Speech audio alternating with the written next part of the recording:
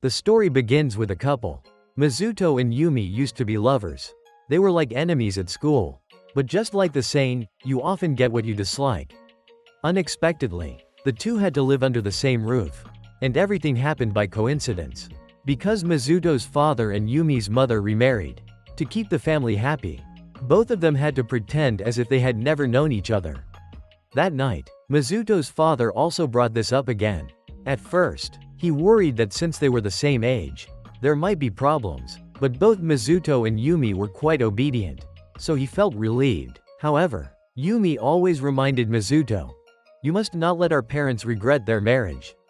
Mizuto also understood that, but Yumi's condescending tone made him very annoyed, and for a long time, Yumi hadn't returned to this room, and everything remained the same. Inside the room, there were only books, and things related to studying. At that moment, Yumi found an excuse to complain about Mizuto, because he always called her by her name directly, while she herself also called him by his name directly. But Yumi wanted Mizuto to call her Big Sister. However, Mizuto would never agree to call her that. She explained that they were indeed born on the same day, month, and year, but Yumi was born 30 minutes earlier than Mizuto, so she decided she would always be his big sister. Hearing that, he cleverly turned the topic around. Mizuto wanted Yumi to call him Big Brother. Thus, their argument had no end, until Mizuto suggested a game. He said, whoever wins will be respected the way they want. Yumi also added her own rule. They must hide this relationship carefully. And if anyone slips up with improper behavior, that person must obey the other. This game did not stop at just once, and it would continue indefinitely. Right after that, Yumi began her attack, because she held some of Mizuto's secrets. Mizuto also quickly realized his disadvantage. In his room, he was hiding old keepsakes inside a drawer, while there was only one cabinet in the room, and Yumi easily noticed it. Immediately, she aimed for it, and to deal with this troublesome girl, Mizuto was forced to use the 36 stratagems. He pretended to say gentle, affectionate words like a friend, while Yumi naively believed his words. Absent-mindedly, she called him by his surname instead of Big Brother. But in a family, siblings never call each other by their surnames. So Yumi lost. She blushed with embarrassment, because she was defeated by Mizuto. And according to the original rule, the loser had to obey the winner. So Yumi was forced to call Mizuto Big Brother. Unexpectedly, that call had such a strong impact on him that Mizuto froze for a moment. After that, to stop Yumi from sneaking into his room again, Mizuto accidentally said some harsh words, which made Yumi burst into tears. Even so, Mizuto also felt regret, so he patted her head and called Yumi Big Sister. Thus, the battle was considered a draw. But Yumi was not satisfied at all. She even called him trash before leaving. The next day was the entrance ceremony. On the outside, both of them acted normal. But deep down, they always looked at each other with dagger-like eyes. Unexpectedly, they were even in the same class, because both of them were excellent students. During break time, the girls quickly befriended Yumi, because she spoke very confidently. This made Mizuto feel uncomfortable, since in the past, the number one spot had always belonged to him. But Mizuto did not understand why. In recent years, Yumi had become better at studying. She even became the top student. On the other hand, since Mizuto was Yumi's stepbrother, the boys also came to him for help, because they wanted a chance to get close to her. This made him extremely uncomfortable. That afternoon, Yumi realized this situation. She thought, Mizuto is really pathetic for letting his friends look down on him. However, Mizuto did not care at all, and he also did not want Yumi to worry about his personal matters. The next day, even though the two had promised to avoid walking together, Yumi still followed Mizuto, because she guessed, those boys from yesterday, they will continue to use Mizuto to approach me. And to prevent that, Yumi deliberately acted close to Mizuto, forcing the others to give up. In the evening, since their parents came home late, the two had to prepare dinner by themselves. Mizuto was already used to living with his father, so he was quite good at cooking. Meanwhile, Yumi was the complete opposite. She was not good at this at all. While they were eating together, Yumi suddenly remembered what had happened that morning. Because Mizuto had accidentally touched her chest, Yumi wanted him to forget that feeling. But Mizuto pretended not to care. He didn't even bother to think about it. That made her annoyed, thinking Mizuto looked down on her chest for being small. She felt as if she was always being underestimated. After taking a bath, she deliberately stepped out wearing only a towel. That sight almost made Mizuto choke to death.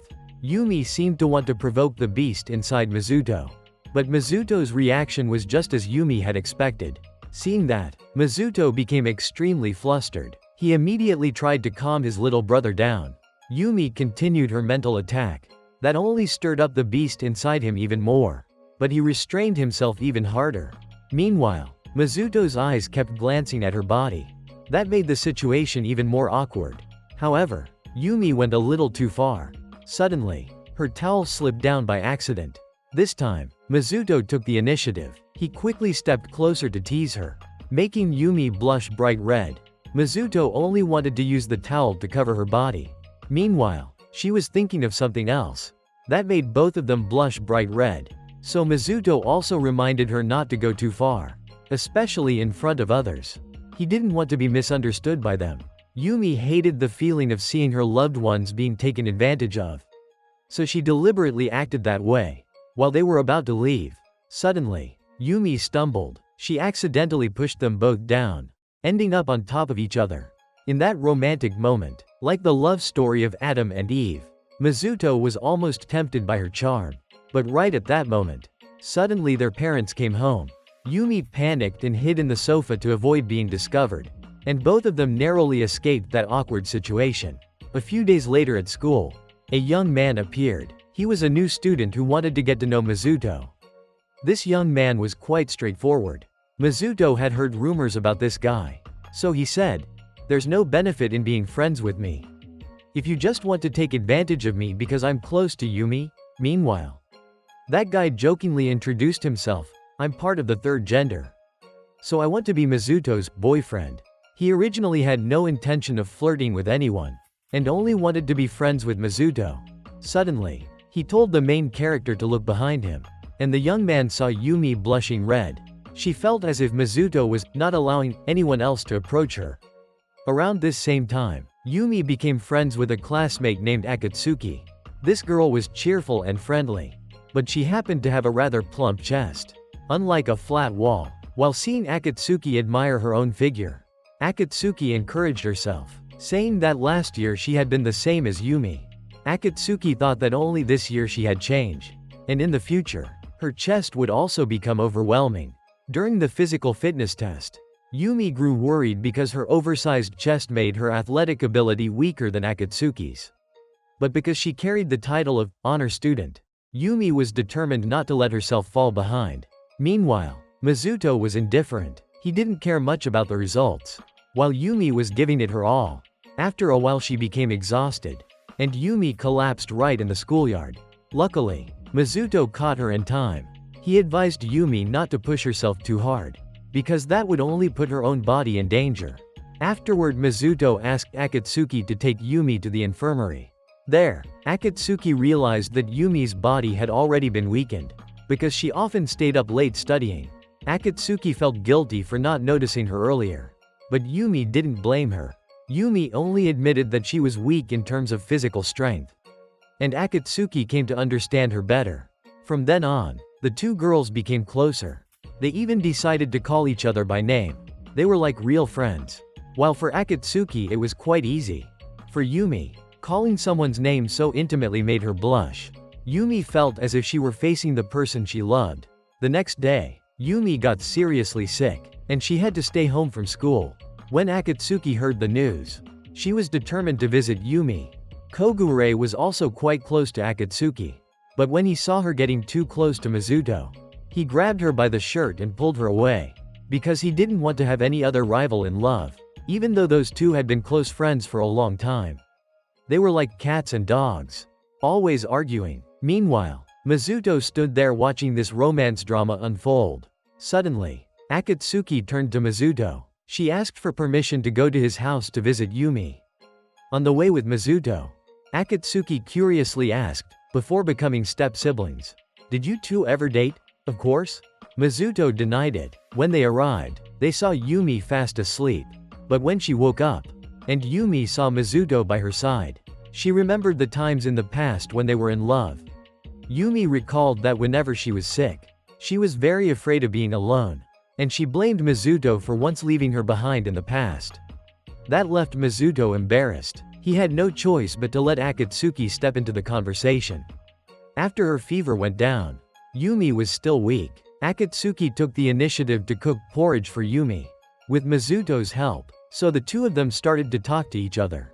During this time, Akatsuki suddenly asked Mizuto, "If one day you have a girlfriend, how would you feel being in front of Yumi?" Mizuto didn't know how to answer. He only remained silent, so Akatsuki guessed that this guy once had a girlfriend. From Mizuto's way of talking and acting, Akatsuki realized that there was something suspicious between the two of them. Meanwhile, Mizuto admitted that he once had a girlfriend, but they had already broken up, and at present, he didn't want to open his heart again, so the two of them cooked porridge together. When the porridge was finally ready, Akatsuki even carefully fed Yumi spoon by spoon, while Mizuto quietly watched. After Akatsuki left, Mizuto went back to the room to check on Yumi. Suddenly, Yumi asked Mizuto. She showed signs of jealousy when she saw Mizuto being close with Akatsuki, especially since the two of them had cooked together. Mizuto quickly explained that Akatsuki was simply good at socializing, and in reality, they were not as close as Yumi thought. He advised Yumi to sleep and take care of her health, but she didn't want to do that. She continued to act spoiled. Yumi was afraid that Mizuto would leave her behind just like in the past.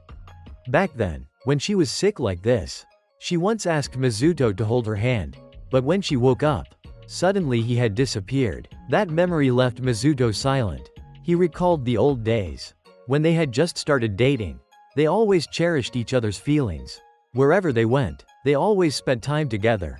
But because of misunderstandings between them, they had no choice but to part ways. Then the two of them met again. Everything felt like fate arranged by the heavens.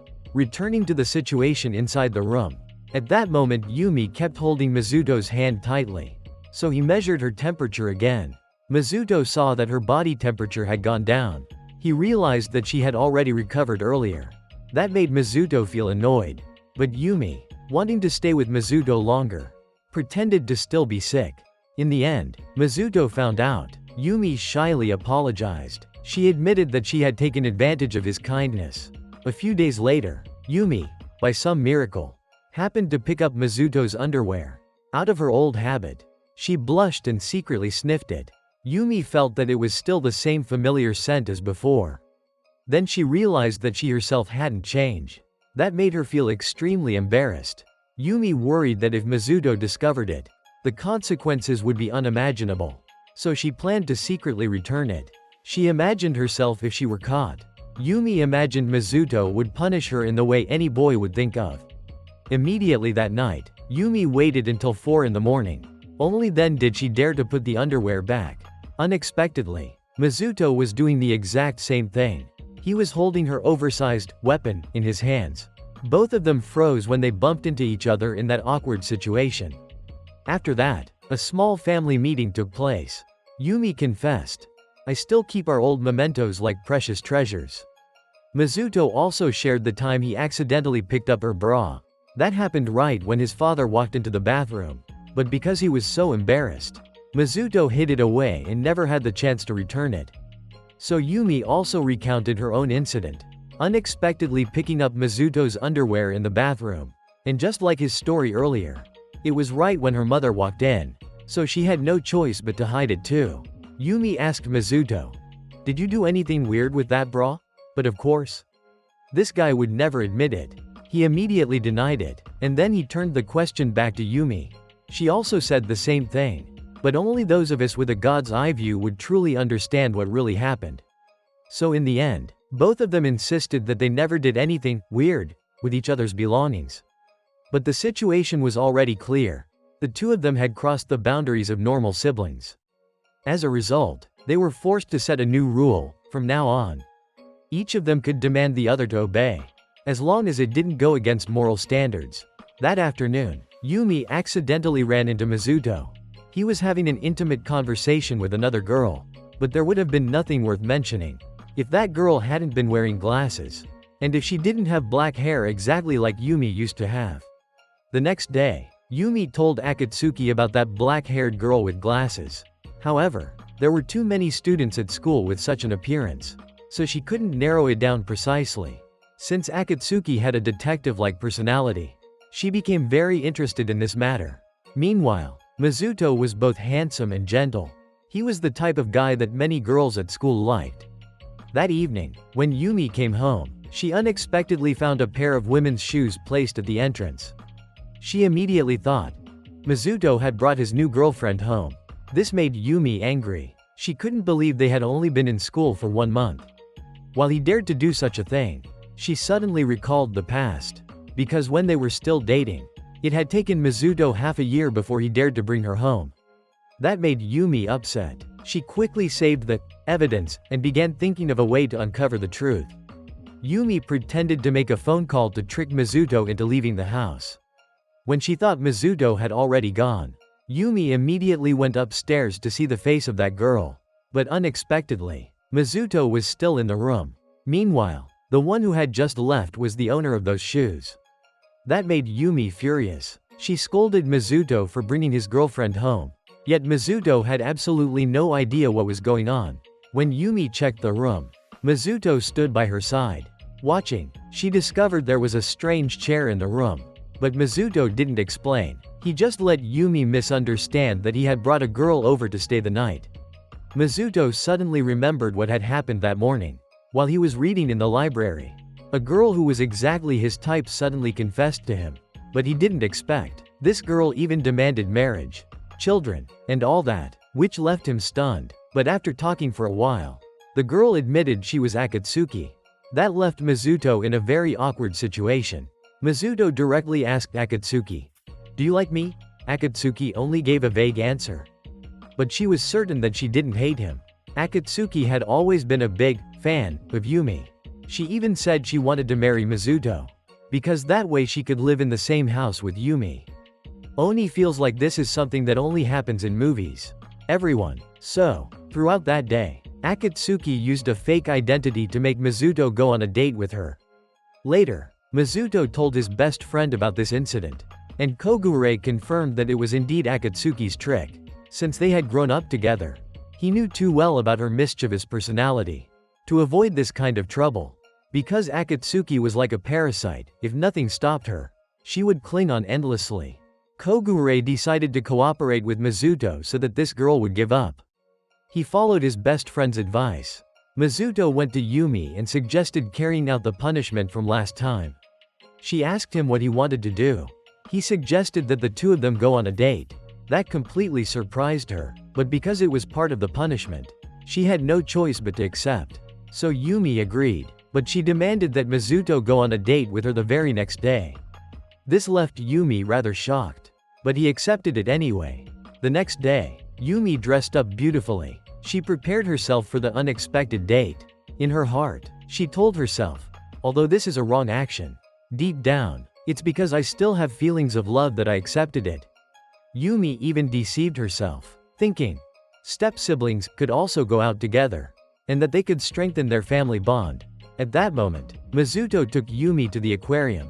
They went to places usually meant for couples or families. This made everyone around think they were a couple.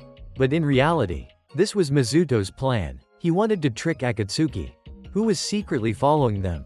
Meanwhile, Kogure's task was to stop her from interfering, and to make her believe the two were really dating. In fact, everything about this date had been prepared beforehand by Kogure. Truly the kind of best friend you'd only find in fiction. Everyone, while Yumi innocently enjoyed the date, Mizuto had to constantly act. He praised Yumi for being cute, then suddenly pulled her close to create a romantic atmosphere. In that moment, Yumi was completely flustered. She even caught the familiar scent from Mizuto. Suddenly, his usual cold demeanor vanished, replaced by a gentlemanly side, which reminded Yumi of why she once loved him so deeply. But after a while on the date, Mizuto ran out of tricks to pull off.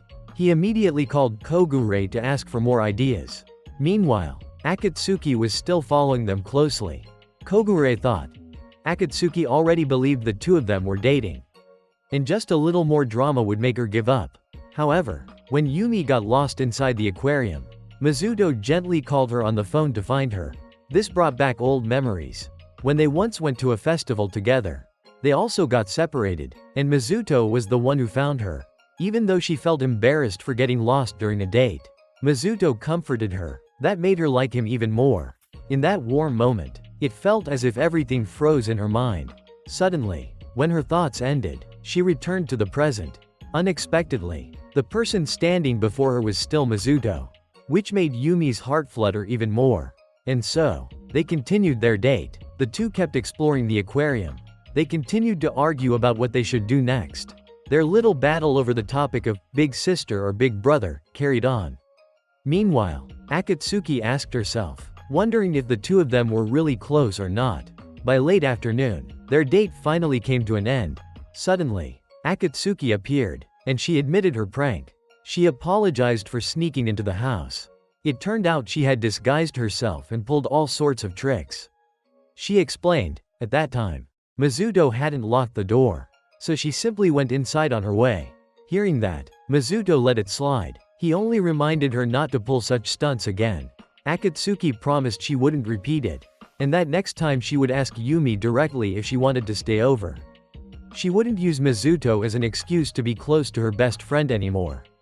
Afterward, when he came home, Mizuto was even forced to compensate by Yumi. She wanted him to make up for the lingerie incident, so Mizuto had no choice but to agree. He posed as a model with his gentlemanly looks, while Yumi snapped photos, drooling as she clicked the shutter. A few days later, Mother's Day arrived. Yumi invited Mizuto to go buy a gift, but Mizuto was lazy and wanted her to go alone. Yumi disagreed, saying that a present from both of them would make their parents happy, and she wanted their parents to think they were getting along better. Since Yumi wanted to lure Mizuto, she deliberately dressed up beautifully to charm him into going along. And since it's hard for any boy to resist a beauty trap, so he had no choice but to agree. Since it was Sunday, the train was packed with people. Mizuto accidentally pressed close to Yumi many times. She didn't blame him but even told him to stay that way, because Yumi didn't want to lose this feeling. When they arrived at the shopping mall, neither of them knew what to choose. They realized that everything the house needed was already there. After considering many options, they decided to buy a beautiful bouquet of flowers for their mother. That gift made their mother very happy. That afternoon, Yumi happened to see Mizuto offering incense to his biological mother. When she first moved in, she had worried that Mizuto might have a hard time accepting their father's new family. But in reality, Mizuto was very calm. He even said that it was a good thing their father had found new happiness. Hearing that, Yumi was touched. She then asked him about his birth mother. But since Mizuto's mother had passed away when he was still young, he didn't really know anything about family affection. Yumi realized she had reminded Mizuto of a painful past, so she leaned on Mizuto's shoulder to share her sympathy. That evening, Mizuto came up with an idea. He wanted to create a chance for their parents to relax. Mizuto suggested that the two of them spend the night outside. He wanted to give their parents some private space. Hearing that, Yumi panicked, because she thought she would have to sleep with Mizuto.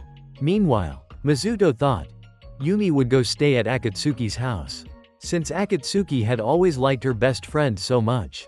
The next morning, Mizuto and Yumi met up with their close friends again, and they agreed to let Mizuto and Yumi stay over, since their houses were right next door. When they arrived, Akatsuki thanked them for the opportunity, saying that thanks to this, she could be closer to Yumi. Those two best friends were indeed very close, but they often fought like cats and dogs.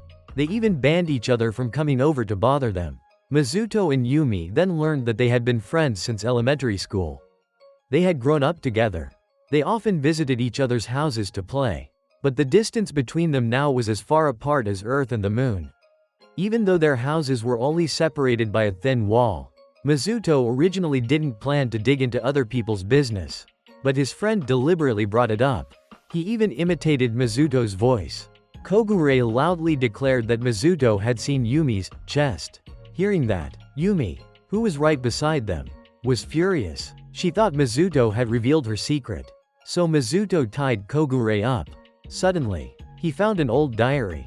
Inside, It was written that Koger's dream back then was to become a police officer. And then marry Akatsuki and protect her for life. Hearing that, Akatsuki immediately blushed out of embarrassment, while the boy wanted to erase that part right away. Through this, Mizuto and Yumi realized that their two best friends were truly deeply connected. By the evening, the whole group met again at a restaurant. And to tease Yumi, Akatsuki pretended to ask Mizuto to teach her grammar. Mizuto immediately refused, and he pushed the responsibility onto Yumi, because Yumi was very good at grammar. That night, Mizuto had to tutor Akatsuki, because she was much weaker in studies compared to Mizuto and Yumi. Late at night, Mizuto and Yumi accidentally met while gazing at the moon. The scene reminded them of the past, when they used to be together. Yumi thought, if they continued like this, their old feelings might very well come back. But Mizuto believed, as long as his father and Yumi's mother were living together, the two of them could no longer love each other as before. Sometime later, they entered an important exam period. Yumi was known as the best student in her grade. She had to work 10 times harder to maintain the image of being the top student. And this was also her greatest source of pride up to now. Yumi recalled the day Mizuto transferred schools that year. From the moment he appeared, Yumi had a rival she could never surpass. During the final exams, Yumi became angry because Mizuto outperformed her. She forgot to eat and sleep just to study. Yumi was determined to reclaim the #1 position. But when the results were announced, Yumi ranked first. She was very happy but also felt frustrated, because Mizuto acted completely indifferent. Later, as they interacted more, she realized that Mizuto actually did pay attention to her. Back to the present, Mizuto remained calm about the exams, while Yumi was eager to compete. She wanted to prove who the true top student was. Mizuto agreed, because he wanted to see what kind of face Yumi would make when she was surpassed. Yumi was not good at communication, so she had very few friends. Yumi thought, if I can keep the top position, people will pay more attention to me and I'll have more friends. That's why I can't allow myself to give up. During the exam, Yumi had already calculated her own score, but she was still curious about Mizuto's score, so she secretly went to check. At that moment, she discovered something. Mizuto had done the test very carelessly. He had even left many important questions unanswered. As a result, the two of them had a big argument. This made her mother worried and she had to step in to stop them. But during the quarrel, neither of them was willing to give in. Mizuto even said, "I will strip away your so-called perfect student facade." When the results were announced, Yumi was very confident. However, she was shocked to realize Mizuto had taken first place, while she herself came in second, even though he had lost points in the previous test. Thanks to his true ability, he still made a stunning comeback. This left Yumi devastated. She thought that no one would pay attention to her anymore. But Akatsuki comforted her, saying that she cherished Yumi not because of her grades, but because Yumi was naturally a very sweet girl. After that, Yumi planned to challenge Mizuto. She wanted to continue their battle in the final exam of the year. By chance, she saw Mizuto again. He was talking intimately with another girl. That girl was Isana. She was famous for her beautiful appearance, and Isana had a very prominent bust. At the same time, she shared the same hobby of reading detective novels with Mizuto. As a result, the two quickly became close. Isana had a naive personality. She didn't distinguish the boundaries between boys and girls. This made Mizuto feel awkward many times. But he also felt very happy, especially when he heard Isana call his name so affectionately. This made Yumi visibly uncomfortable. Meanwhile, Akatsuki was rather amused. She immediately went over to get acquainted.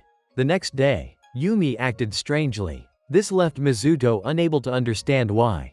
He told Isana about the situation. The innocent girl advised Mizuto to ask Yumi directly for clarity. That afternoon, Mizuto decided to go into Yumi's room to talk.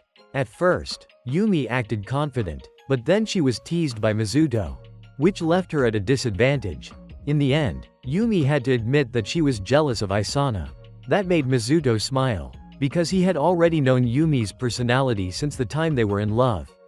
A few days later, Isana suddenly received a threatening note. The writer demanded that she come to a secret location.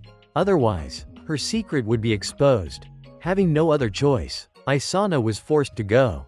There, she discovered that the culprits were actually Yumi and Akatsuki. In fact, the two just wanted to get closer to Isana. Because all three of them were connected to Mizuto. They asked directly, "Isana, do you like Mizuto?"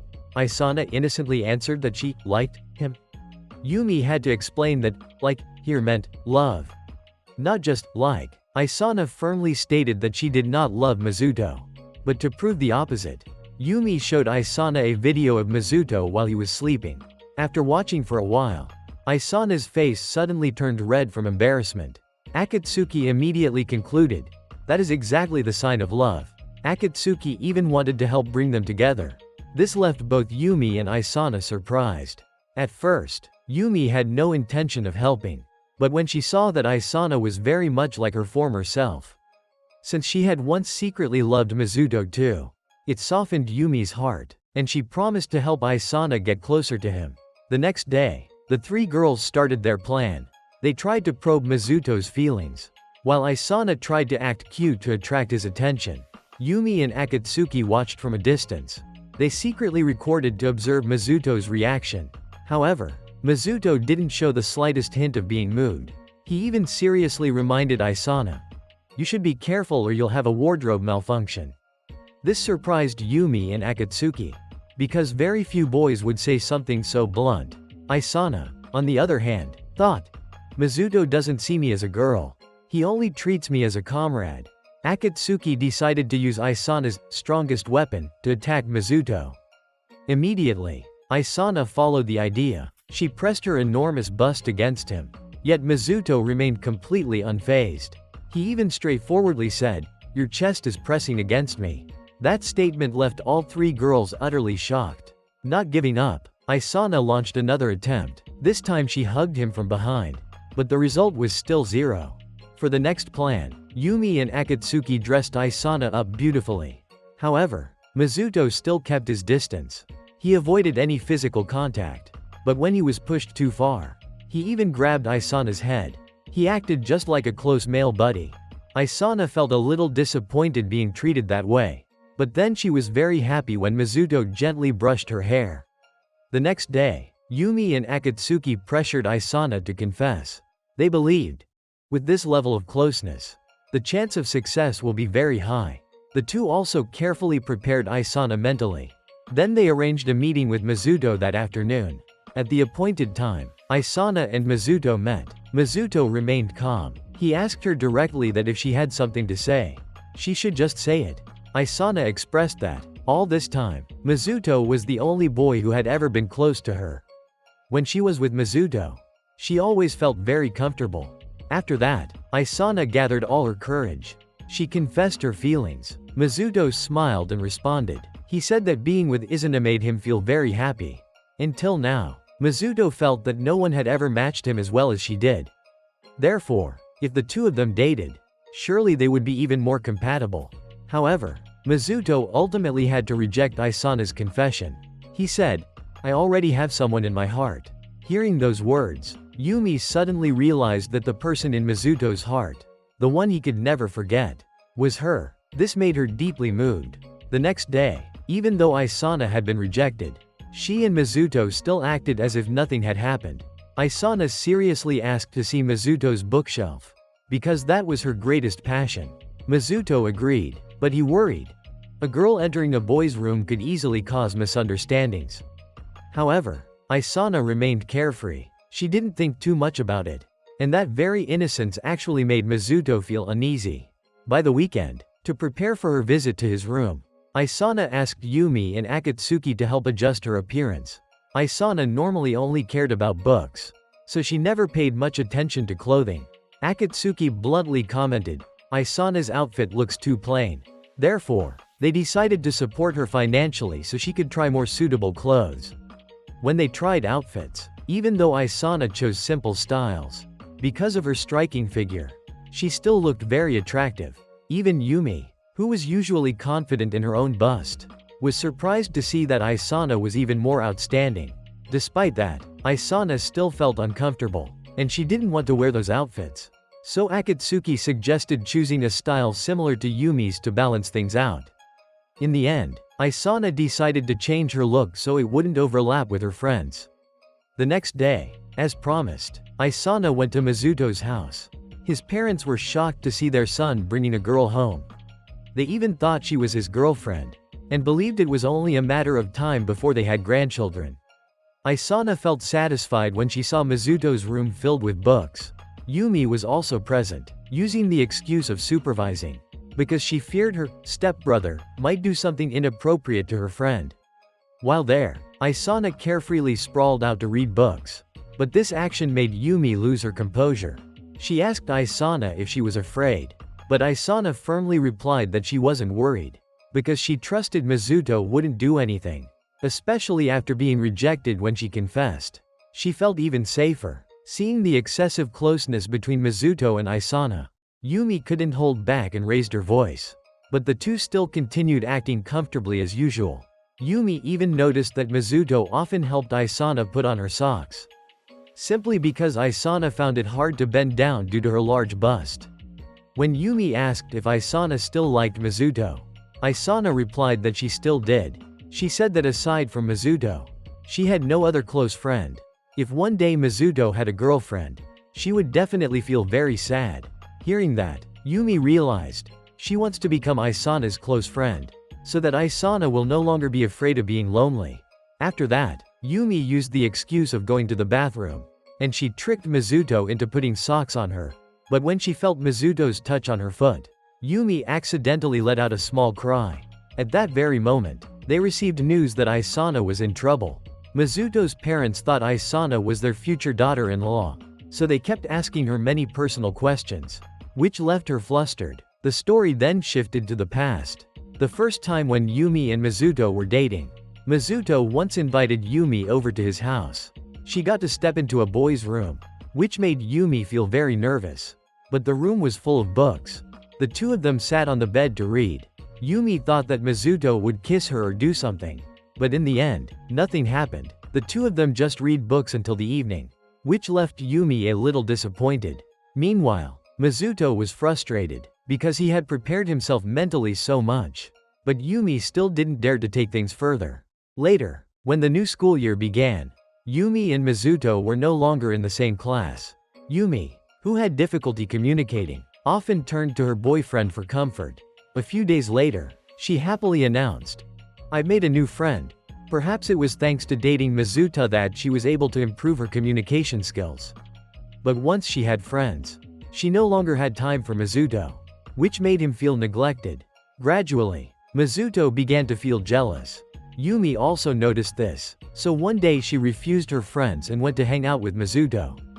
Unexpectedly, that day she caught him talking with another girl, which created even more misunderstandings, and the two started to grow distant. They gradually stopped talking, and after a few months, they broke up. Returning to the present, Yumi borrowed the novel they once read together. He teased her, saying, "Back then, when Yumi entered my room, you must have only been thinking about dirty stuff." That remark made Yumi blush with embarrassment. A few days later, a storm struck. The parents of both of them couldn't return home. Yumi, who was always terrified of cockroaches, found a giant one in the room at that moment. Having no other choice, she had to run to Mizuto's room to ask for help. In the end, Yumi decided to stay in his room to sleep for peace of mind. That night, when she woke up, Mizuto was suddenly stunned to see Yumi's adorable face right next to him. He froze in place, because it had been so long since the two of them had been this close. But even though both still had feelings, they understood they could not be together if it meant breaking their parents' happiness. The next day, their parents came home. They announced they would be going on a trip to the countryside soon. There were rivers and streams there, so their mother suggested that Yumi should buy a swimsuit. She even asked Mizuto to go along to help choose. This made Yumi very embarrassed. When they went out shopping, Yumi wore glasses, and he wore a hat to avoid being recognized by friends. She also forced Mizuto to wear a hat. She wanted to avoid the misunderstanding that the two of them were a couple. While trying on swimsuits, Yumi shyly asked Mizuto if it looked good on her. But Yumi's well-balanced and attractive figure caught Mizuto by surprise. He gave her a few words of praise. Then Mizuto occasionally sneaked glances at her. On the way back, They walked past the place where they had once shared their first kiss. Even though they were still the same people, their identities were now different. When Mizuto moved closer, Yumi closed her eyes. She waited for a kiss. But in the end, she only received a light tap on the head. When they got home, the two of them once again had to act close in front of their parents. Recently, Isana had often been coming over. What was noteworthy was that she casually rested her head on Mizuto's lap, and even let him gently stroke her without hesitation. This sight drove Yumi crazy with anger. She thought that if Mizuto truly wanted to take things further, Isana would probably agree right away. A little later, when Mizuto became tired, Isana asked him to be her pillow so she could nap. Mizuto didn't really mind, so he agreed, but Yumi stopped him, because she thought he was about to head straight into the Mariana Trench. And above him were two mountains, blocking his view. With just a slight tilt of her head, Mizuto could fall right into the trap of love. After arguing for a while, Mizuto grew too tired and accidentally fell to the side. Yumi acted shy, but she thought this situation was still better than Mizuto lying on Isana's lap. And we also know that Isana has always had feelings for Mizuto. When she saw him sleeping peacefully beside her, she intended to kiss him. However, Yumi stopped her in time. To Yumi, the first kiss was something very precious. She affirmed that if it was Mizuto, she would allow him to do anything with her.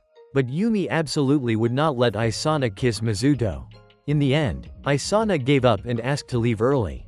That night, their mother asked Yumi about the relationship between Isana and Mizuto, because that sweet girl had been visiting their house so often during the summer. Yumi replied, "They're just friends, not in love." The next day, the whole family returned to the countryside. They were warmly welcomed by their grandmother. In the countryside, Mizuto also had a very beautiful cousin named Madoka. As soon as she saw him, she ran over and hugged him. Because Mizuto rarely came back to visit everyone. In addition, he had another cousin who was shy, named Chikuma. When Madoka looked at Yumi and Mizuto, she seemed to realize something, but she didn't say it aloud. That day, the whole family went out to the stream together. Everyone was enjoying themselves happily, while only Mizuto sat alone reading a book. Everyone felt sympathy for him. Because Mizuto had lost his mother at an early age, he was raised by his father alone. And everyone admired how his father could raise Mizuto so well. Madoka, who had taken care of Mizuto since he was little, said that he had always been quiet. Every time he returned to the countryside, Mizuto would just eat and then quietly leave. This time was no exception. That night, Yumi learned that Mizuto's love for reading came from his grandfather. In his grandfather's old room, there were even more books than at home. Most of them had already been read by Mizuto. But the most special one was a book written and self-published by his grandfather himself. Like a yearly tradition, Mizuto would always take it out to read. Inside, it carried deep emotions, but his grandfather never sold it. He only allowed the children and grandchildren in the family to read it. Yumi was also given the chance to borrow the book. When she read near the end, she couldn't hold back her tears. On the pages, there were still traces of many other tears. That proved that Mizuto had also cried while reading, just like she did. The next day, preparations for the village festival began. The girls in the family all wore traditional clothes. Madoka also brought up the topic of Yumi and Mizuto's relationship. She hoped she could help them realize their true feelings. That afternoon, their grandmother tricked Mizuto and Yumi into going together into a room to fix the electricity. Mizuto knew it was a setup, but he didn't react. Yumi, however, stepped closer. She called his name with deep emotion, and with Mizuto's silent permission, she hugged him tightly out of sorrow. Thanks to that, Yumi gradually felt calmer. That evening, the whole family went to the festival together. Yumi also started to act more affectionate. She was no longer embarrassed about holding Mizuto's hand in front of the crowd. Their grandmother gave them some money so they could enjoy the festival freely. At the festival, Madoka and Chikuma were very close to each other, which made Yumi think, if they're family, then it's natural to be like that. While playing a shooting game to win prizes, Yumi was pushed by her cousin to support Mizuto. When she suddenly hugged him from behind, Mizuto lost focus and his hands trembled. Luckily, in the end, they still managed to win a stuffed bear to give to the younger child. Although Mizuto always acted indifferent, He actually paid attention to everyone's preferences. As the time for the fireworks drew near, Mizuto suddenly disappeared. It happened every year, so everyone else was used to it. But Yumi was different. She wanted to watch the fireworks with him, so she ran off to look for him. Meanwhile, Mizuto was sitting alone, thinking about his life. Without the care of a mother's hand, he had still managed to live well. And the reason he avoided his relatives was because everyone cared for him too much, which made Mizuto feel pitied. In the end, Yumi found Mizuto. She remembered that their very first date had also taken place during a festival. Even back then, just by hearing the sound of fireworks through the phone, Yumi was able to guess where Mizuto was sitting. The two of them both clearly remembered their first kiss.